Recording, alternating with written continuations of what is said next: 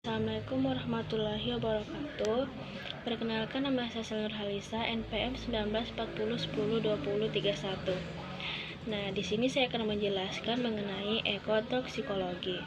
Apa itu toksikologi? Toksikologi adalah ilmu yang menetapkan batas aman dari bahan kimia.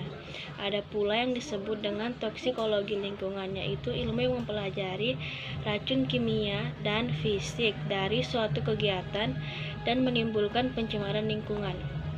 Ekotoksikologi itu sendiri adalah ilmu yang mempelajari racun kimia dan fisik pada makhluk hidup, khususnya populasi dan komunitas, termasuk ekosistem, termasuk jalan masuknya agen dan interaksi dengan lingkungan. Faktor utama yang mempengaruhi toksisitas adalah jalur masuk dalam tubuh, jangka waktu, dan frekuensi pemaparan. Adapun bahan toksik di perairan, yang pertama, bahan toksik berupa senyawa kimia organik yang dipengaruhi oleh faktor seperti konsentrasi senyawa kimia, kualitas fisika, kimia air, jenis stadia, dan kondisi organisme air serta lama organisme. Yang kedua, bahan toksik berupa senyawa kimia anorganik seperti asam dan alkali, logam dan garam-garam logam, fosfat dan nitrat, dan garam-garam lainnya. Pencegahan keracunan memerlukan perhitungan mulai dari racun, bahaya, resiko, dan keamanan. Ada pula karakteristik paparan, yaitu misalnya bahan polutan pertama melalui intravena atau pembuluh darah, sedangkan bahan lainnya melalui oral atau mulut. Maka dapat diperkirakan bahwa polutan yang masuk melalui intravena memberi reaksi cepat dan segera. Sebaliknya, bila dosis yang diberikan berbeda, maka dapat diperkirakan absorpsinya berbeda pula. Misalnya, suatu bahan masuk melalui kulit dengan dosis lebih tinggi, sedangkan lainnya melalui mulut dengan dosis yang lebih rendah, maka dapat diserap melalui kulit diperlukan dosis tinggi. Efek toksik di dalam tubuh tergantung pada yang pertama reaksi alergi, yang kedua reaksi idiosinkrasi yang merupakan reaksi abnormal secara genetis, yang ketiga toksisitas cepat dan lambat. Toksisitas cepat merupakan manifestasi yang segera timbul setelah pemberian bahan kimia. Sedangkan toksisitas lambat merupakan manifestasi yang timbul setelah pemberian bahan kimia. Keempat, toksisitas setempat dan sistematik. Respon toksik tergantung pada yang pertama, sifat kimia dan fisik dari bahan tersebut. Yang kedua, situasi pemaparannya. Yang ketiga, kerentanan sistem biologis dan subjek. Selanjutnya, distribusi dan ekskresi toksikan. Distribusi toksikan. Bagian tubuh yang berhubungan dengan distribusi ini adalah hati dan ginjal, lemak, dan tulang. Sedangkan ekskresi toksikan ini memiliki beberapa rute ekskresi, yaitu yang pertama, ekskresi urin itu di ginjal. Yang kedua, ekskresi empedu itu di hati. Dan rute lainnya seperti paru-paru, saluran pencernaan, air susu, keringat, serta air liur. Transformasi bahan toksik. Perpindahan bahan kimia. Proses perpindahan toksikan dari suatu medium tergantung pada sifat masing-masing toksikan dan karakteristik dari medium, serta proses reaksi pada masing-masing medium. Sifat toksikan meliputi sifat fisika, kimia, dan biologis. Pada transformasi bahan toksik secara fisik itu melalui proses perpindahan meteorologik, pengambilan biologik, penyerapan, volatilisasi, aliran, pencucian, dan jatuhan. Pada transformasi bahan toksik secara kimia melalui proses fotolisis, oksidasi, hidrolisis, dan reduksi. Sedangkan secara biologis melalui proses biotransformasi. Selanjutnya, proses perpindahan bahan kimia. Ada beberapa faktor yang mempengaruhi proses perpindahan, yaitu faktor meteorologis.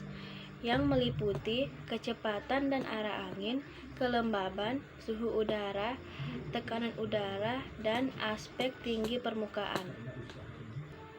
Media transfer yaitu melalui udara, air, tanah, makanan, organisme, rantai makanan, dan lain-lain. Difusi. Difusi merupakan proses penyebaran zat pencemar di udara.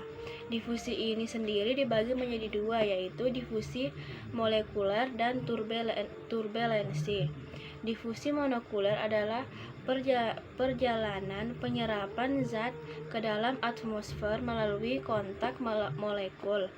Pada umumnya berjalan lambat. Sedangkan difusi turbulensi adalah penyerapan zat ke dalam atmosfer karena adanya proses turbulensi. Selanjutnya, dispersi. Proses dispersi toksikan melibatkan 3 mekanisme utama, yaitu gerakan global, fluktuasi turbulensi, dan difusi toksikan terhadap lingkungan sekitar akibat perbedaan konsentrasi.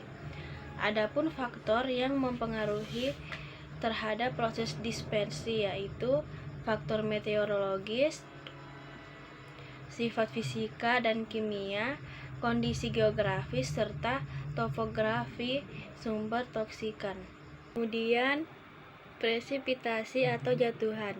Presipitasi merupakan peristiwa di mana terjadi proses di atmosfer seperti hujan ataupun salju, lapisan kabut, turbulensi, serta karakteristik permukaan. Selanjutnya, proses interaksi zat toksik di air atau perpindahan toksikan. Yang pertama, penyerapan, penguapan, difusi, dan terbawa oleh massa air. Di dalam air, keberadaan suatu bahan kimia terdapat dalam 3 bentuk, yaitu terlarut, terserap, dan terakumulasi. Selanjutnya, proses interaksi zat toksik di sedimen perpindahan, yaitu yang pertama proses penyerapan, proses sedimentasi, aliran air, proses penguapan, proses pencucian, proses difusi, dan dekomposisi. Perubahan bentuk atau dekasi di air melalui 4 proses, yaitu proses hidrolisis, oksidasi, fotolisis, dan metilasi. Transformasi fotolitik ini terdapat 3 tahap. Yang pertama, tahap absorpsi.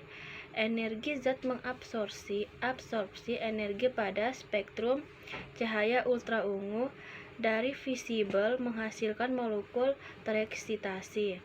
Yang kedua, proses primer. Jika molekul tereksitasi tadi tidak kembali ke tingkat energi aslinya, molekul zat itu akan menjalani reaksi kimia yang dapat merupakan pemecahan, misalnya pembentukan radikal bebas, penyusunan kembali, atau ionisasi. Yang terakhir, proses akhir, yaitu bentuk aktif zat, misalnya radikal bebas beraksi dengan zat lain dalam medium seperti oksigen dan air. Adapun proses biodegradasi polutan oleh mikroorganisme seperti bakteri, jamur, protozoa, dan ganggang merupakan proses pembuangan dan perubahan yang penting dalam air, sedimen, dan tanah. Nah, transportasi bahan kimia antar fase itu ada 4. Yang pertama, fase udara dan air, fase sedimen dan air, fase sedimen dan udara. Terakhir, tingkah laku dan ketersediaan bahan kimia. Sekian dari materi yang dapat saya sampaikan. Bila ada kesalahan kata, mohon dimaafkan.